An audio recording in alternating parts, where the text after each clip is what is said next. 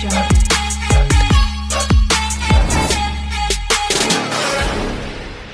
ఈ కొత్త ration card కోసము మీ సేవలో ఎవరైతే అప్లై చేసుకున్నారో వాళ్ళు ఆన్లైన్లో ఏ విధంగా స్టేటస్ చెక్ చేసుకోవాలో ఈ వీడియోలో చూద్దాము.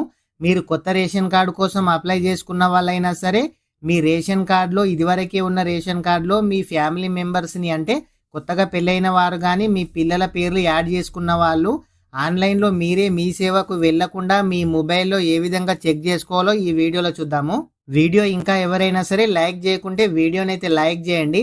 మీరు లైక్ చేయడం ద్వారా ఇలాంటి తెలియని సమాచారాన్ని యూట్యూబ్ ఇంకొంచెం మందికి తెలిసేలా షేర్ చేయడం అయితే జరుగుతుంది. అదేవిధంగా మీరు మొదటిసారిగా మన ఛానల్ చూస్తున్నట్లయితే మన ఛానల్ని సబ్స్క్రైబ్ చేయండి. మీ ఫ్రెండ్స్ అండ్ ఫ్యామిలీ మెంబర్కి వీడియో షేర్ చేయండి. మీరు ప్రతి ఒక్కరు కూడా కొత్త రేషన్ కార్డుకు అప్లై చేసుకున్న వారైనా సరే, లేదంటే మీ ఫ్యామిలీ మెంబర్ పిల్లల పేరు కానీ కొత్తగా పెళ్ళైన వారు మీ పేర్లు కనుక యాడ్ చేసినట్లయితే మీకు మీ సేవ వాళ్ళు ఒక రిసిప్ట్ ఇవ్వడం అయితే జరుగుతుంది. అదేవిధంగా మీ మొబైల్కు మీరు అప్లికేషన్ ఫామ్లో ఇచ్చిన మొబైల్ నెంబర్కి మెసేజ్ కూడా రావడం అయితే జరుగుతుంది.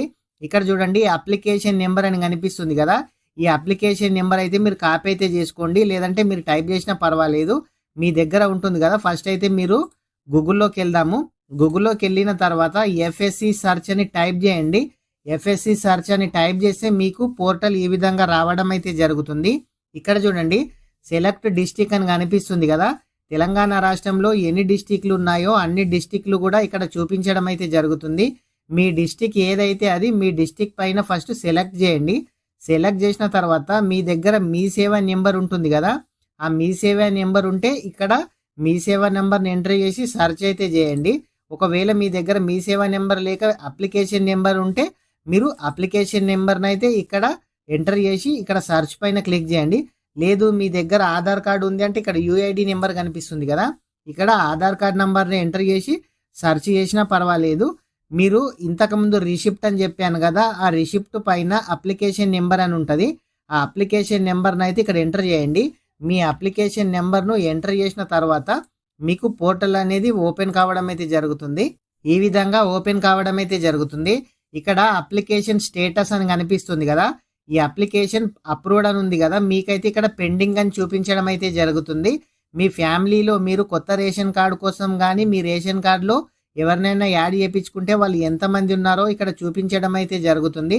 ఇక్కడ చూడండి, మీ ఎఫ్సి షాప్ నెంబరు, ఇక్కడ మీ రేషన్ కార్డ్ నెంబరు, అప్రూవ్ అయితేనే రేషన్ కార్డ్ నెంబర్ వస్తుంది. అప్రూవ్ కాకుంటే ఇక్కడ పెండింగ్ అని అయితే చూపించడం అయితే జరుగుతుంది. ఇక్కడ మీ సేవ అప్లికేషన్ నెంబర్ వస్తుంది మీకు. ప్రతి ఒక్కరు కూడా మీ దగ్గర మీ సేవ అప్లికేషన్ నెంబర్తోనైనా సరే, ఆధార్ కార్డ్ నెంబర్తోనైనా సరే ఈ కొత్త రేషన్ కార్డుకి అప్లై చేసుకున్న వారు కానీ, లేదంటే మీ ఫ్యామిలీలో పిల్లల పేర్లు కానీ ఫ్యామిలీ మెంబర్ పేర్లు యాడ్ చేసిన ప్రతి ఒక్కరు కూడా ఈ విధంగా మీరే మీ మొబైల్లో స్టేటస్ అయితే చెక్ చేసుకోవచ్చు. ఫ్రెండ్స్, ఇంకా ఎవరైనా సరే ఈ వీడియోని లైక్ చేయకుంటే వీడియోని అయితే లైక్ చేయండి. అదేవిధంగా మొదటిసారిగా మన ఛానల్ చూస్తున్నట్లయితే మన ఛానల్ని సబ్స్క్రైబ్ చేయండి. మీ ఫ్రెండ్స్ అండ్ ఫ్యామిలీ మెంబర్కి వీడియో షేర్ చేయండి. Thank you friends.